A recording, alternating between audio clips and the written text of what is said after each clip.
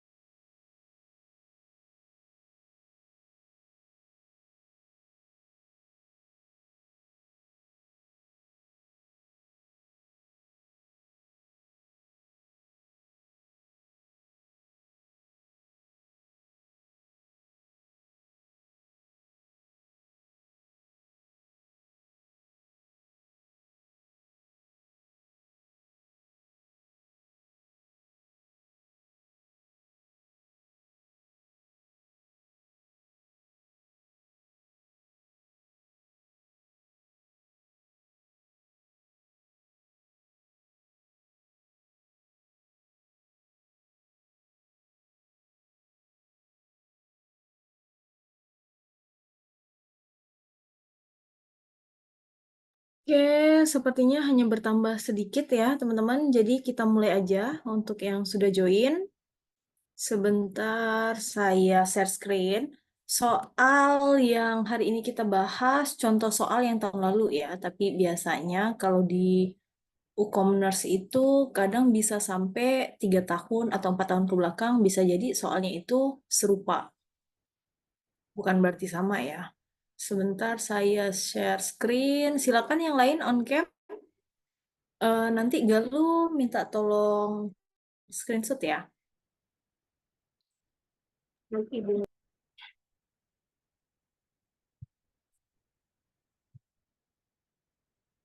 Oke, sudah terlihat teman-teman? Sudah, Ibu. Ibu. Oke, kalau begitu sama seperti kemarin, silakan dibaca, dijawab, kemudian alasan atau rasional jawabannya itu apa.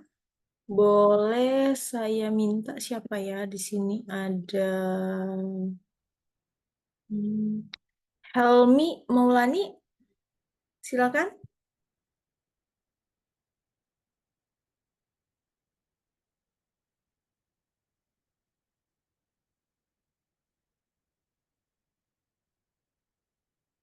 Ada Helmi? Halo.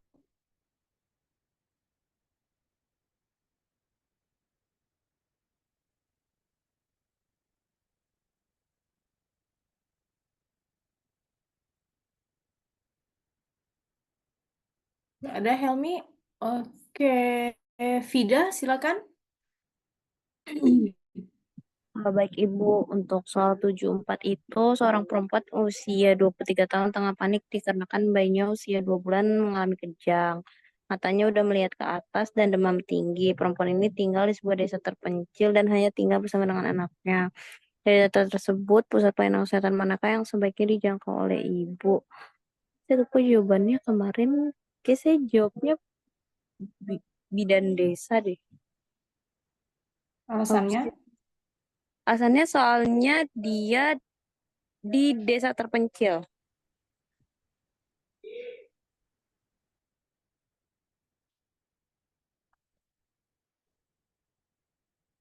Oke, benar. Jadi karena dia di desa terpencil ya, teman-teman. Jadi biasanya di desa terpencil itu ya tidak ada rumah sakit. Kalau misalnya ke rumah sakit berarti harus menuju minimal ke pusat kota atau kabupaten, rumah sakit daerah biasanya kalau di kota-kota kecil. Kemudian kalau kader kesehatan pun juga tidak memiliki legalitas untuk mengobati pasien sakit yang demam tinggi. Posyandu juga tidak ada, apalagi ini anaknya tiba-tiba kejang. Posyandu pun kalau misalnya ada mungkin bisa jadi di desa sebelah atau di desa lainnya dan juga di jam atau di waktu dan di hari-hari tertentu. Puskesmas juga tentunya bisa jadi kalau misalnya puskesmas itu per kecamatan hanya ada satu, berarti harus ke kecamatan ya. Oke, bagus Vida. Next. Nomor 75. Oke, sebentar. Bisa mungkin Gea?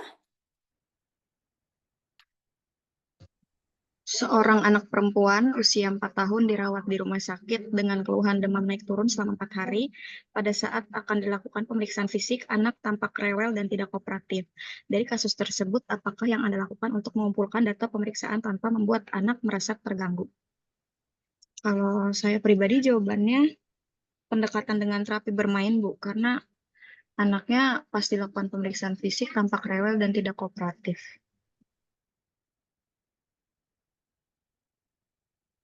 Oke, baik. Sudah tepat. Karena yang ingin kalian lakukan adalah pemeriksaan fisik ya. Akan beda ceritanya kalau misalnya kalian ingin melakukan tindakan seperti pemberian obat, entah itu via oral, IV, atau misalnya memasang cairan infus, itu baru kita bisa dengan melibatkan orang tua ya, atau istilahnya itu family center care.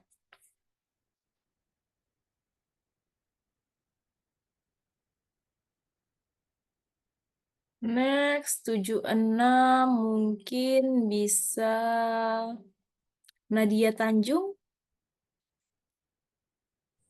Baik, Ibu. Seorang anak laki-laki usia 1 bulan dibawa ibunya ke puskesmas dengan keluhan anak demam. Terdapat abses pada bekas suntikannya vaksin. Orang tua merasa khawatir dan tidak ingin dilakukan imunisasi lanjutan. Pada data tersebut, apakah tindakan yang dapat dilakukan perawat untuk menghindari menurunnya kepercayaan masyarakat terhadap efek imunisasi? Kemarin saya coba ya menjelaskan efek samping dari vaksin, Ibu. Karena abses yang luka suntikannya itu bisa jadi karena dari vaksinnya itu, Bu. Yang memang Jadi, apa jawabannya? efek samping dari vaksinnya, Bu. Menjelaskan efek samping vaksin. Begitu.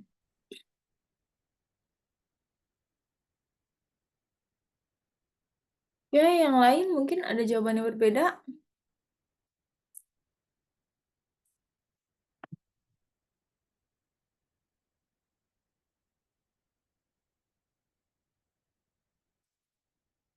Oke, jadi di sini kan anak usia laki-laki 1 bulan dibawa ibunya ke puskesmas dengan keluhan demam. Terdapat abses pada bekas disuntikannya vaksin.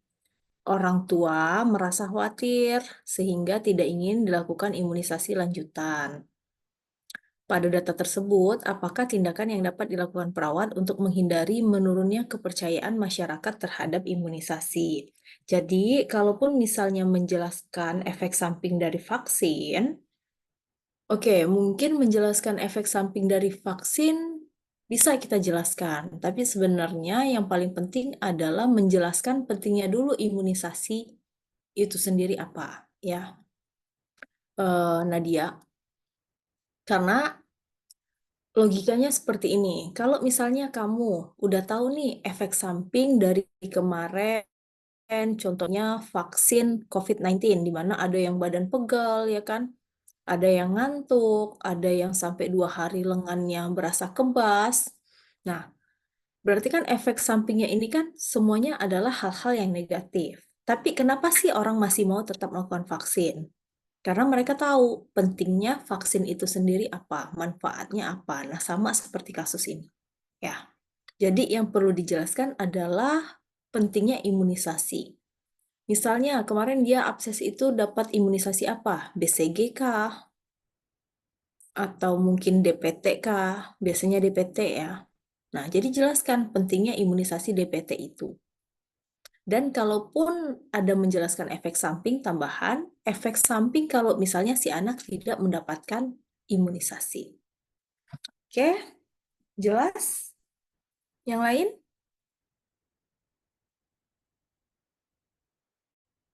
Jelas, Ibu. Jelas, Ibu. Oke, izin 2 menit, 3 menit sebentar ya teman-teman. Di tempat saya lagi azan.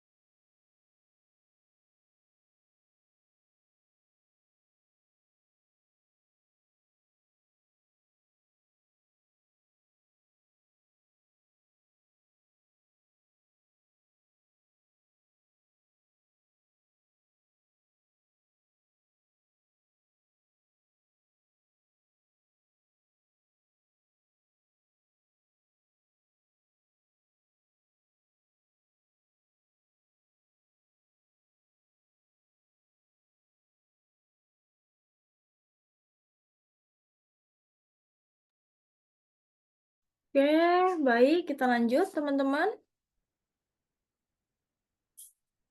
Nomor 77 mungkin bisa Nevin. Ada Nevin?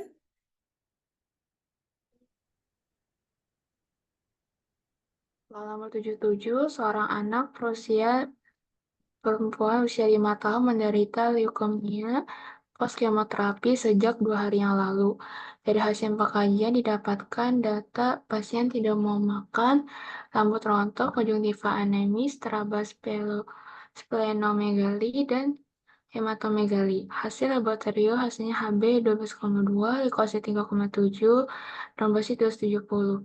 Apakah tindakan keperawatan mandiri harus dilakukan perawat untuk mengatasi masalah risiko penyebaran infeksi?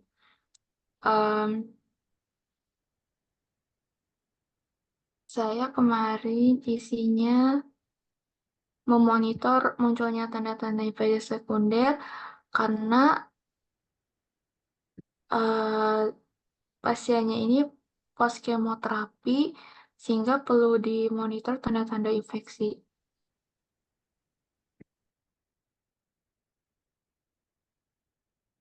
Oke, ada yang punya jawaban berbeda dengan Nevin mungkin?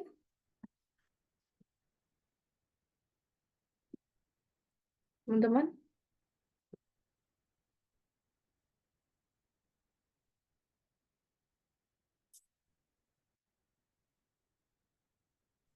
Saya Izin, jawabannya, Ya, Talita apa? waktu itu saya jawabannya yang mempertahankan teknik aseptik, Bu. Alasannya? Alasannya untuk mencegah terjadinya infeksi nosokomial sih, Bu.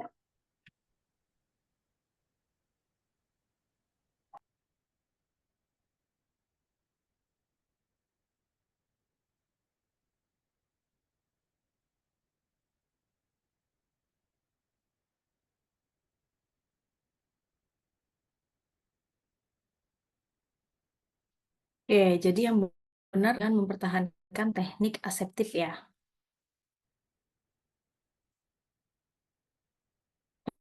Jadi jawaban sebelumnya apa? Lupa saya, mohon maaf. Ibu. C. Monitor munculnya tanda-tanda infeksi sekunder. Jadi ini kan adalah masalah risiko penyebaran infeksi ya. Jadi yang pertama perlu kita lakukan ya adalah mempertahankan teknik aseptik terlebih dahulu, baru nanti kemudian kita lihat terkait itu monitor atau apapun itu. Monitor ini pun sebenarnya terjadi atau akan kita lakukan kalau memang sudah ada indikasi yang kuat terkait penyebaran infeksi ya. Jadi jawaban yang tepat adalah B, benar Talita. Next, nomor 78. Bisa mungkin Salsa? Seorang bayi perempuan lahir normal usia 6 jam dengan BLR. Dari hasil pengkajian didapatkan data berat 1.800 gram, panjang badan 48 cm, tali pusat kenyal, kulit tipis, refleks menghisap lemah, usia gestasi 36 minggu. Klien ditempatkan di dalam inkubator, suhu 35 derajat Celcius, nadi 120 kali per menit, RR 35 kali per menit. Apakah yang menyebabkan risiko hipotermi pada bayi dengan berat badan lahir rendah? Jawabannya yang Ibu, gagal tumbuh dan kembang di masa pembentukan organ penting.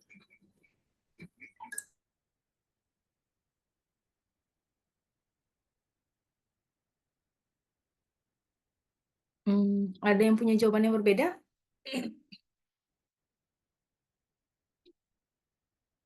Izin, Bu. Ya, silakan Bi Rahmawati. Jawaban saya luas permukaan tubuh lebih besar dibanding berat badan. Karena pada bayi BBLR biasanya nggak bisa mempertahankan suhu tubuhnya. Oke, jawabannya benar, tapi alasannya sebenarnya bukan itu. Karena kan ini kan sudah tahu bayinya ini BBLR ya. Jadi pertanyaannya ini disebutkan, apakah yang menyebabkan resiko hipotermi pada bayi dengan berat badan lahir rendah? Jadi kita hanya cukup memilih kira-kira yang menyebabkan peningkatan terjadinya pembuangan panas dari tubuh bayi itu apa aja. Benar, salah satunya untuk dari jawaban ini adalah luas permukaan tubuh lebih besar dibandingkan berat badan. Ada lagi yang mungkin bisa, yaitu misalnya contohnya jika kepala si bayi terlalu terbuka, itu bisa juga kalau misalnya terlalu cepat kehilangan panas. Atau mungkin bisa juga suhu ruangan. Kemudian juga terkait kulitnya yang terlalu tipis. Itu juga bisa, ya, teman-teman. Oke, tepat. Dwi jawabannya. Next. Jadi, oh ya, terkait jawaban sebelumnya yang gagal tumbuh kembang di masa pembentukan organ penting, ini tidak ada hubungannya dengan hilangnya panas ya. Walaupun misalnya si bayinya ini anggaplah contohnya dia BBLR, tapi bisa jadi mungkin organ-organnya sudah matang, entah itu paru-paru. Jadi nggak ada hubungannya terkait masalah hipoterminya ya. Kalaupun adanya gagal, ini pun gagal tumbuh dan kembang ya, makin rancu kalimatnya. Misalnya, kalau adanya organ penting seperti paru-paru atau jantung yang belum matang, urusannya nanti bukan ke masalah hipotermi, tapi masalah yang lain. Entah itu sirkulasi kalau di jantung, kalau di paru-paru mungkin masalah pernapasan, atau kalau misalnya di hati nanti bisa jadi pasiennya terjadinya hiperbilirubin patologis. Seperti itu ya, teman-teman ya. Cukup jelas?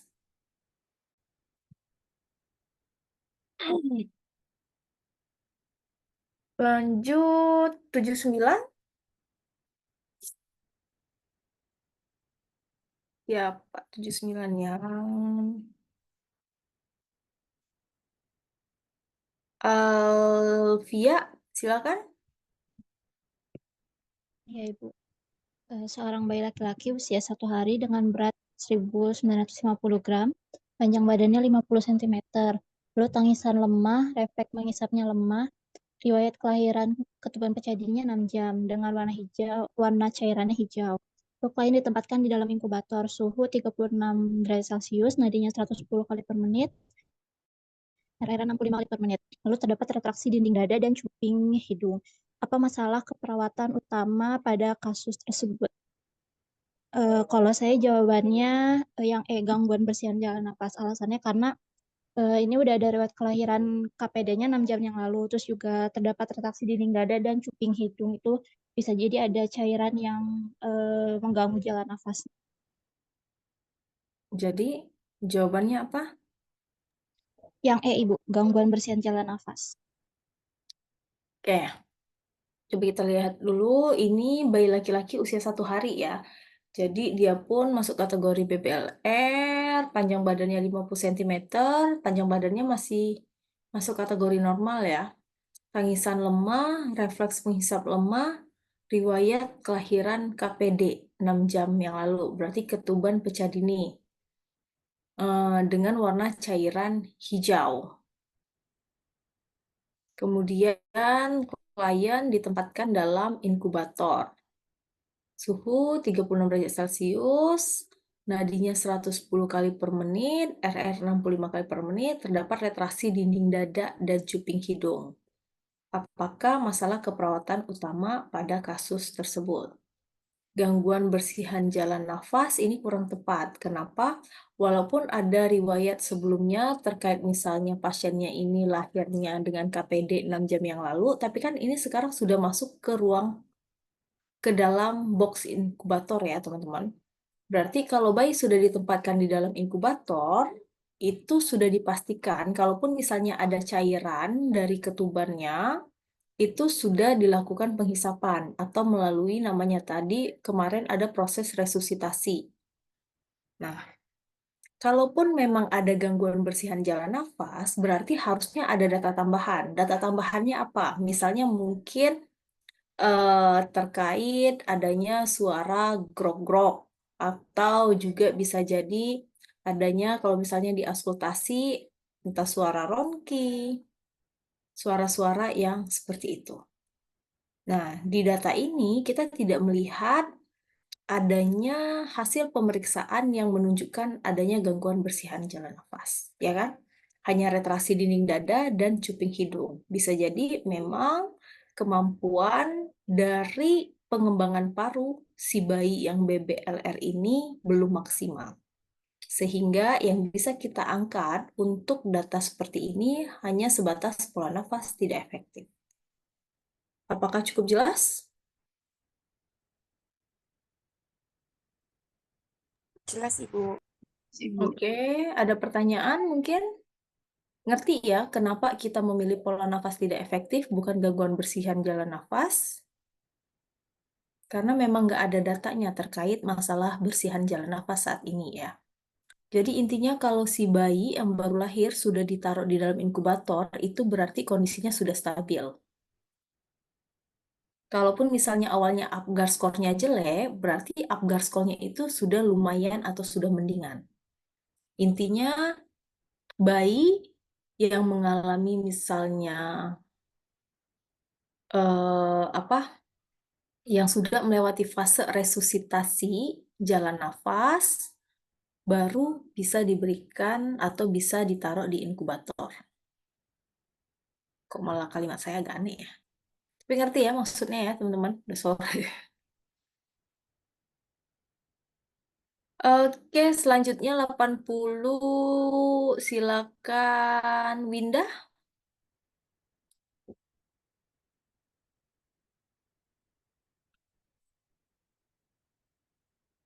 Winda ada?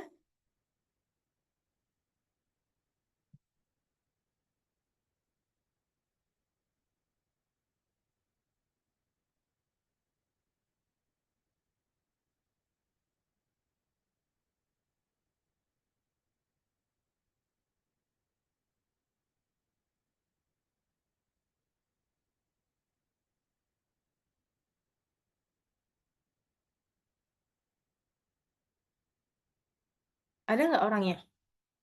Nggak ada ya? Winda ada, Winda? Ada Ibu, sebentar. Seorang bayi laki-laki lahir dengan berat 1.900 gram, panjang badan 50 cm. Menurut ibu klien, bayinya tidak mau menyusu, refleks menghisap dan menelan lemah. Klien ditempatkan di dalam inkubator, suhunya 36 derajat Celcius, nadinya 110, RR 40 kali per menit. Apakah tindakan keperawatan yang harus dilakukan pada kasus tersebut? D, Bu, kolaborasi pemasangan OGT. Alasannya?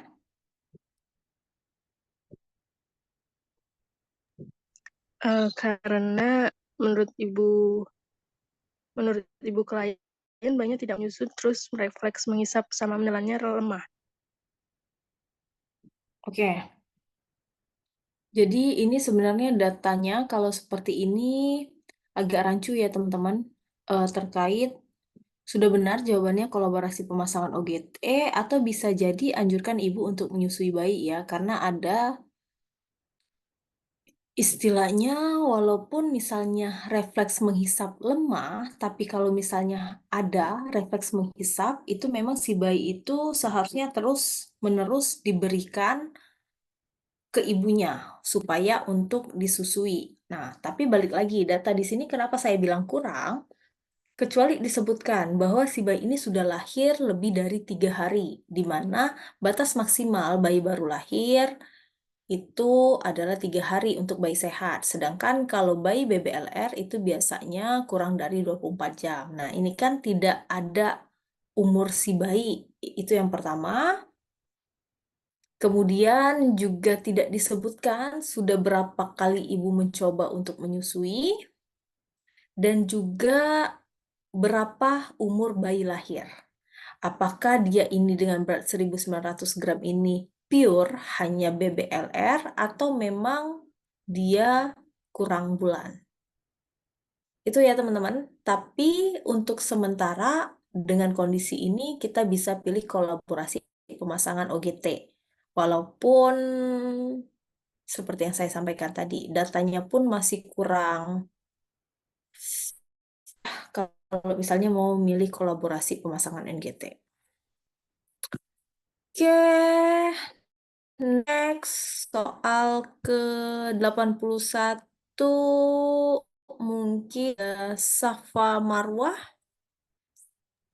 Baik Ibu, seorang anak laki-laki usia 3 tahun dirawat di rumah sakit, berat badannya 8 kilogram, tinggi badannya 70 cm. Hasil pengajar anaknya demam, cepat letih, tidak nafsu makan, nyeri sendi dan tulang, nyeri abdomen, berat badannya menurun, teraba pembengkakan hati satu jari. Dari data tersebut, manakah masalah keperawatan utama?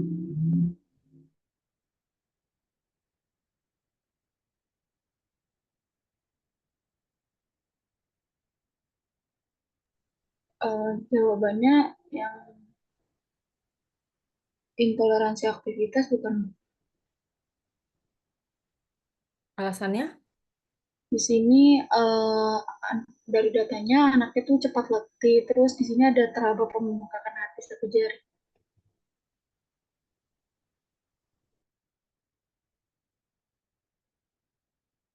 Oke, ada yang punya jawaban yang berbeda, teman-teman?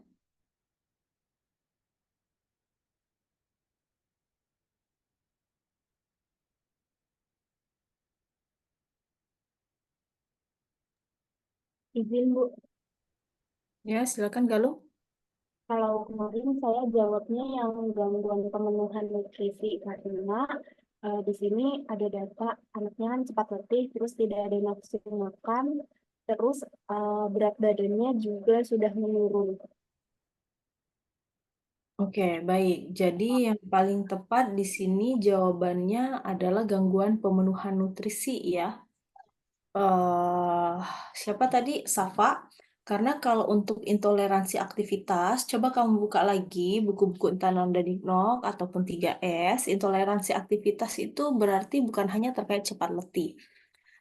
Mungkin ditambah data terkait pemenuhan perawatan dirinya, entah itu makan minumnya. Makan minum di sini bukan masalah makannya langsung, tapi mungkin dia harus memenuhi makannya dibentuk, minumnya harus diambilin, kemudian kalau toilet harus dipapah. Nah, itu baru bisa kita sebut dengan intoleransi aktivitas ya.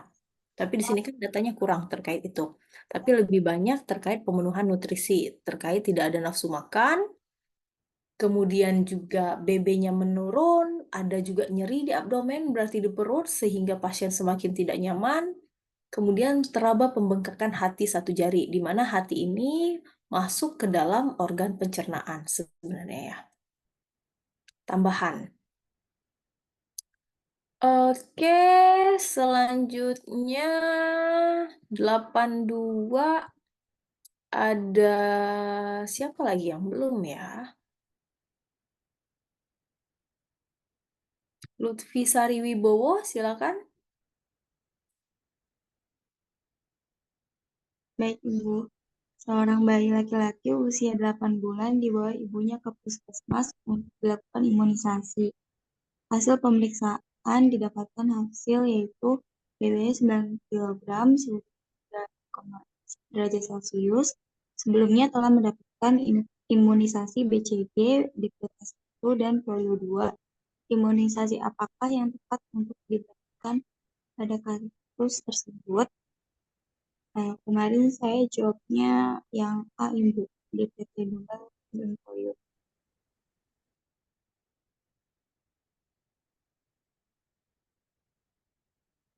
Gimana?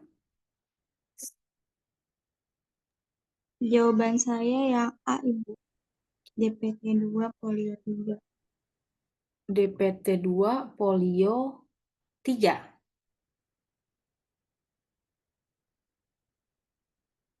Anaknya usia 8 bulan. Ada yang punya jawaban yang berbeda?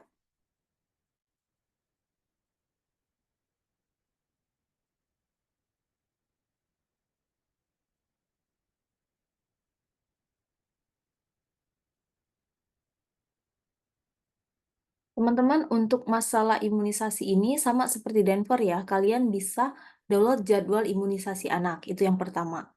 Kemudian kalian juga pelajari nanti terkait istilahnya waktu kacap. Kacap itu berarti di mana hal tersebut harusnya sudah lewat, tapi masih bisa nih anaknya boleh, misal DPT-2 itu harusnya bulan berapa? Harusnya di usia 4 bulan contohnya. Tapi karena anaknya belum dapat, masih boleh nih sampai usia berapa bulan. Jadi supaya kalian ngeh nanti dengan jadwal-jadwalnya itu. Contohnya aja, misalnya DPT-2 dan polio 3 ini harusnya sudah anak dapat dari usia 3 bulan. Jadi kalau anaknya usia 8 bulan, ini kan sudah jauh terlewat ya. Paham nggak yang saya maksud? Paham, Bu. Nah, jadi kalian harus hafal jadwal-jadwal kacapnya itu. Oke? Tapi memang kalau untuk DPT-2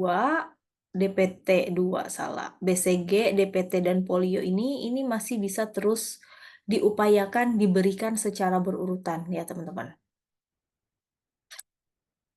Tapi tetap saja saya lupa batas waktunya kapan, yang jelas nggak lebih dari 2 tahun untuk yang secara keseluruhan. Lebih tepatnya nanti kalian harus pelajari lagi secara mandiri jadwal-jadwalnya ini ya.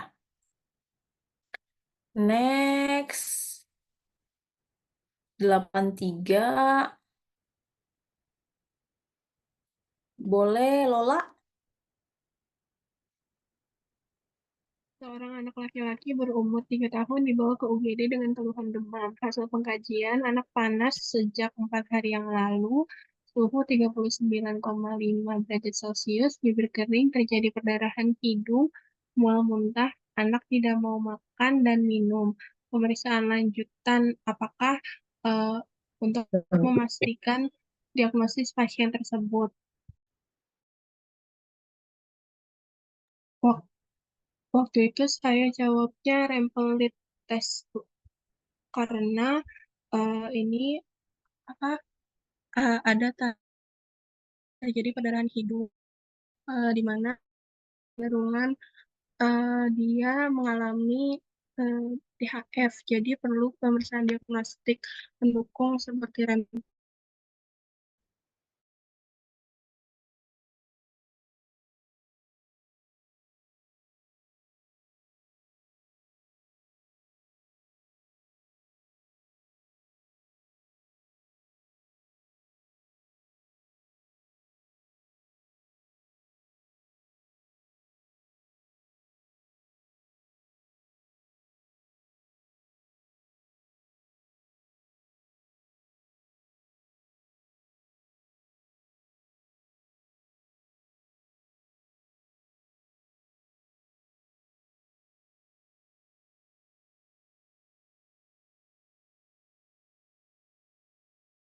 Sorry ya, saya masih mute. Oke, Lola, saya tadi tanya, rempellitis ini bentuknya pemeriksaannya seperti apa? Yang tangannya dibendung dengan turniket, Ibu. Oke, tujuannya kalau misalnya hasilnya positif seperti apa?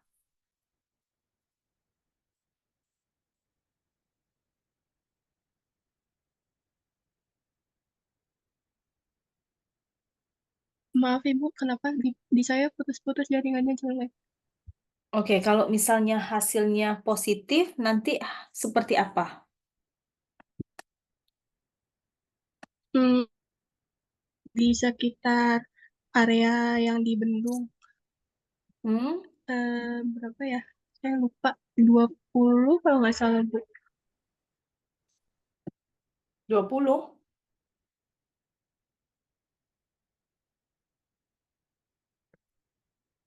20 apa?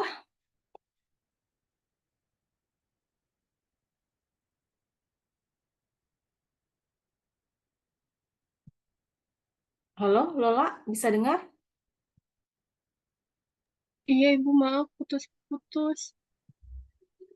Iya, 20 apa? 20 bintik di sekitar area yang dibendung. Minimal gitu. Oke, sebenarnya muncul seperti peteki ya teman-teman. Di area yang dibendung biasanya itu di bagian lengan bagian dalam. Saya nggak tahu kalian dapat istilah 20 titik itu seperti apa. Tapi intinya ya banyak dia ya.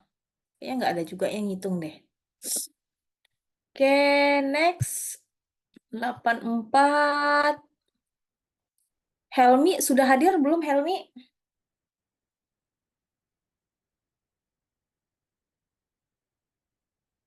Halo Helmi. Duh, si Helmi ngapain buang-buang kota aja mentang-mentang pakai wifi kali biar nampak gabung. Aisyah Nurfadila, boleh silakan 84. Baik, Ibu. Seorang anak perempuan usia 2 tahun dibawa orang tuanya ke poli anak dengan keluhan BAB 4 kali sehari, muntah 3 kali, tidak ada nafsu makan, dan tidak bisa tidur. Hasil pengkajian didapatkan suhu 38 derajat Celcius, turgor jelek, mukosa kering. Apakah masalah keperawatan utama pada kasus tersebut?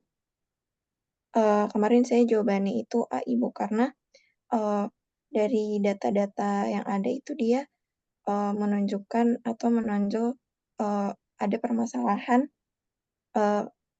terkait cairan dan elektrolitnya karena dia BAB 4 kali sehari, muntah juga, tidak ada nafsu makan dan turgor kulit jelek serta mukosa kering, Ibu. Oke, jadi kalau ini jelas ya masalah dehidrasi yang perlu kita angkat terlebih dahulu. Nutrisi itu nanti belakangan. Kalaupun misalnya ada penurunan berat badan pun ditambahkan data, keseimbangan cairan dan elektrolit itu pun diutamakan dibanding nutrisi ya teman-teman. Oke, bagus. Ini soal terakhir deh. 85, Helmi masih di rumah sakit. Kalian masih ada yang praktek ya? Ailsa Zakia, boleh silakan. Baik, Ibu.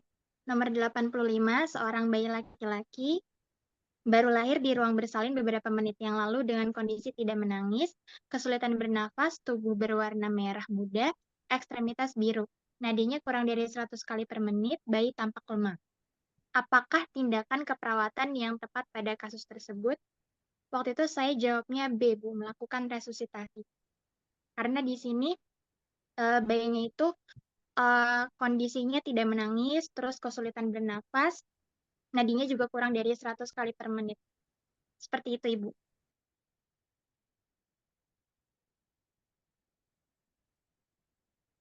Oke, kalau ini sudah jelas ya, karena ada kesulitan bernafas, tubuh berwarna merah muda, berarti kan Apgar skornya jelek ya, teman-teman. Eh, Kemarin juga sudah sempat kita bahas. Oke, ya masih ada 86. Oh, masih ada. Yuk, lanjut ya, masih 86.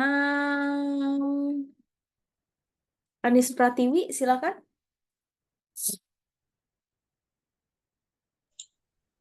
Beberapa hari terakhir bayi BAB 4-5 kali per hari dengan keluaran sisa makanan yang belum tercerna dengan baik. Ibu bekerja sebagai guru, memberikan ASI 1 kali sebelum bekerja dan 3-4 kali sepulang bekerja. Sehari-hari bayi diurus oleh neneknya dengan pengaturan makanan pemberian bubur susu 3 kali per hari dan sehari jeruk peras 2 kali per hari. Susu formula 3 kali per hari. Apakah pendidikan kesehatan yang tepat pada kasus tersebut?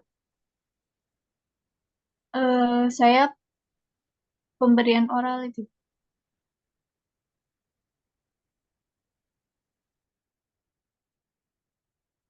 Pemberian oralit. Iya, Ibu. Oke, alasannya? Karena sebenarnya emang gara-gara nenek bisa di sini kan kayak nggak jelas terkait BAB-nya apakah karena bisa jadi dikasih jeruk peras atau emang pemberian bubur susunya itu.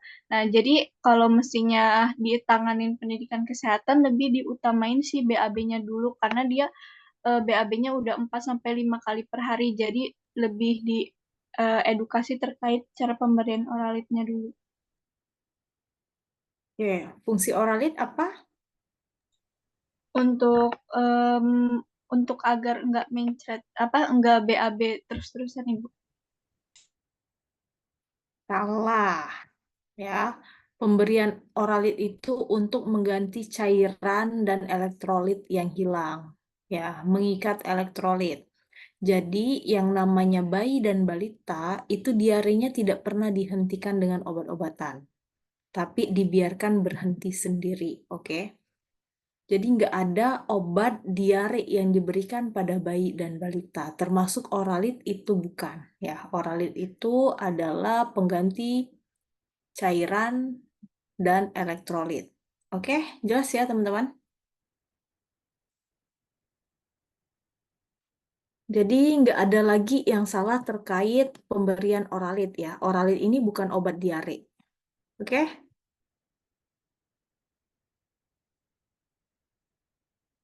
Halo, Iya Ibu. paham nggak? Yang lain bagaimana selain Anis? Paham nggak? Jangan ada yang salah lagi ya. Apalagi nanti kalau kalian edukasi. Ya Ibu, anaknya dikasih oralit supaya nggak diare lagi. Enggak, bukan itu ya. Oralit tidak menghentikan diare. Halo, yang lain dengar nggak? Baik Iya Ibu. Ibu, paham Ibu. Benar Ibu, paham Bu. Oke, next 87.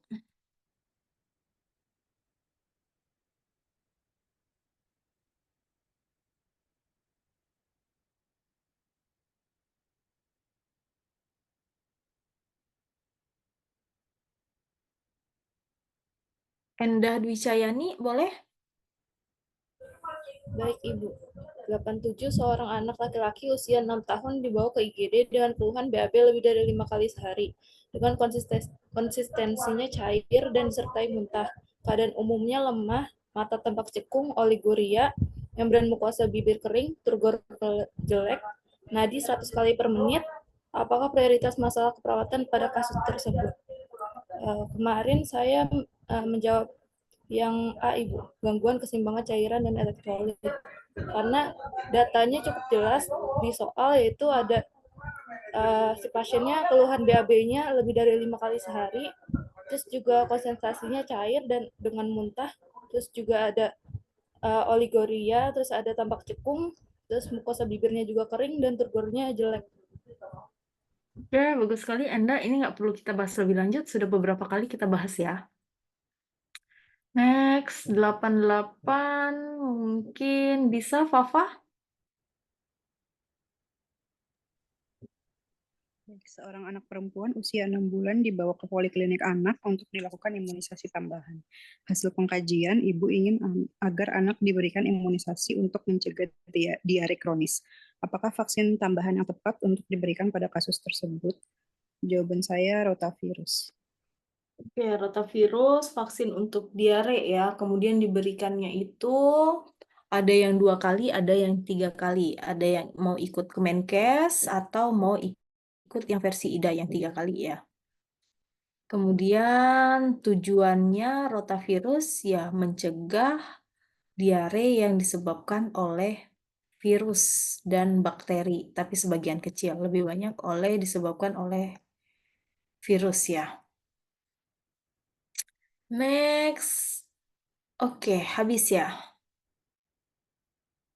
Oke, teman-teman, sudah untuk hari ini. Sekarang jam 15.56.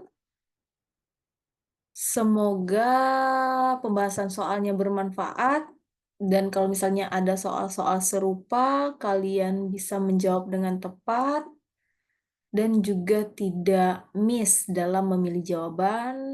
Sudah sebagian kita bahas juga, kalau misalnya ada data tambahan, bisa jadi jawabannya jawaban yang berbeda ya.